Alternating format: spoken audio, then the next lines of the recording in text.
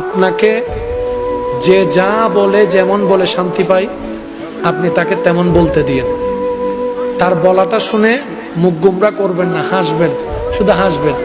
যদি জিজ্ঞেস করে আমি তোরে বকলাম, বকা দিলাম, মন্দ বললাম, তুই হাসলি কেন, আপনি শুধু এতটুকু বলবেন, এই অশান্তিময় পৃথিবীতে কেউ কারো শান্তি এনে দিতে পারে না।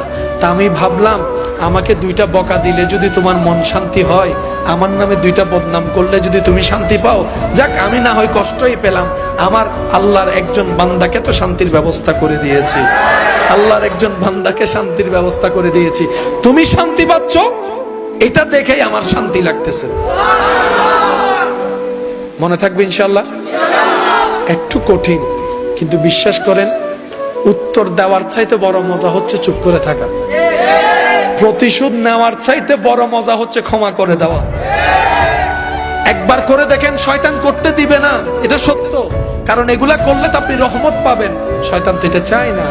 শয়তান চায় কি জানেন? কেউ একটা বললে আর বান্দারত কি হম আছে না, তিন ল। আচ্ছা, ঝগড়া করে এ পর্যন্ত কোনো সমাধান হইতে দেখছেন? আমি দেখি নাই, আপনারা দেখলে বলেন। মারামারি হয়ে কোনো সমাধান? কিন্তু নীরবতার মধ্যে যে উত্তর লুকাই আছে, বান্দা যখন উত্তর দেয় আল্লাহ তখন সেটা উত্তর দেয় না। আর বান্দা যখন রবের হুকুমের অপেক্ষা করে ধৈর্য ধরে চুপ করে থাকে, আল্লাহ সময় মতো ফেরেশতা দিয়ে উত্তর দিয়ে দেয়।